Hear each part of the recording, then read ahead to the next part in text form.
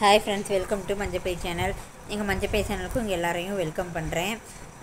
வாங்க வெள்ளிக்கிழமை தொடர்ச்சியோட கதையை பார்க்கலாம். கதையை பார்க்குறதுக்கு முன்னாடி எல்லோரும் லைக் பண்ணுங்கள், ஷேர் பண்ணுங்கள், கண்டிப்பாக சப்ஸ்கிரைப் பண்ணுங்கள்.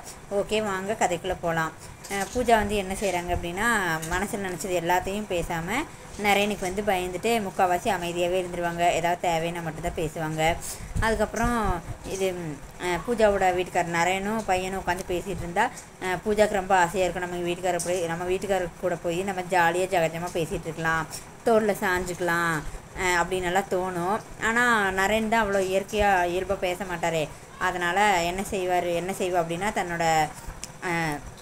தான் நினச்சதெல்லாம் வந்து செய்ய மாட்டா. உடனே அந்த இடத்துலேருந்து எழுந்திரிச்சு வேறு எங்கேயாவது போய் ஏதாவது வேலை இருந்தால் இழுத்து போட்டு செஞ்சிட்ருப்பாங்க.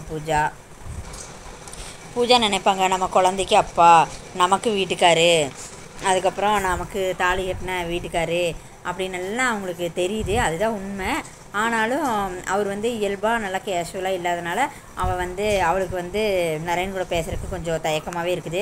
ஆனால் பேசலாங்கிற ஆசையெல்லாம் வந்து அதிகமாக இருக்குது. ஆனால் அதை வந்து வெளிக்காட்ட முடியாத ஒரு சிச்சுவேஷன் பூஜாவுக்கு. பூஜா என்ன நினச்சாங்க அப்படின்னா, இவர் வந்து என்ன நமக்கு இப்போல்லாம் எட்டாத கனியாட்டம் நமக்கு தோணுதே அப்படின்னு வந்து அவங்க வீட்டுக்காரர் வந்து பூஜா நினைக்கிறாங்க. கொஞ்சம் நேரத்துக்கு முன்னாடி மழையில் நனைஞ்சு மூஞ்சியெல்லாம் தண்ணியோட இருந்தார். அப்போ வந்து மூஞ்சி தண்ணி பட்டு அவரோட பூஜாவுக்கு வந்து அவங்க வீட்டுக்காரர் வந்து ரொம்ப அழகாக தெரிஞ்சார். ரொம்ப அழகாக இருக்குது, அவர் நரேன் வந்து அழகாக இருக்கிறாரு அப்படின்னு பூஜா வந்து நினச்சாங்க. பூஜா என்ன நினச்சாங்கன்னா, தன்னோட சேரீ முந்தானை எடுத்து அவங்க வீட்டுக்காருக்கு தொடச்சி விடலாம் அப்படின்னு ரொம்ப ஆசைப்பட்டாங்க. ஆனால் அதையும் பூஜா வந்து செய்யலை. அதுக்கப்புறம் நரேன் வந்து என்னென்னா தலையை நல்லா துவட்டிகிட்ருக்காரு. துவட்டிகிட்டு இருந்தனையும் அவருக்கு காஃபி கொண்டு வந்து கொடுத்துட்டு அதுக்கப்புறமா பூஜா போய் தன்னோட பையனை கவனிச்சாங்க.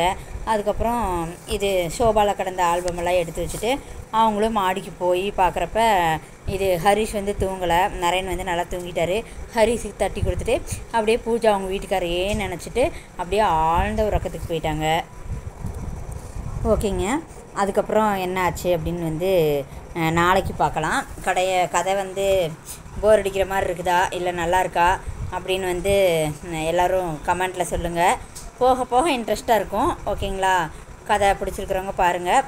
கொஞ்சம் போர் அடிக்கிற மாதிரி இருக்குது அப்படின்னு நினைக்கிறவங்களுக்கு கதை இப்படியே போகாது, இன்னும் போக போக வந்து இன்ட்ரெஸ்டிங்காக இருக்கும். தொடர்ந்து பாருங்கள், அப்போ தான் அது உங்களுக்கே புரியும். ஓகே ஃப்ரெண்ட்ஸ், நாளைக்கு கண்டிப்பாக பாருங்கள், சப்ஸ்கிரைப் பண்ணுங்கள். Okay, bye friends, good night.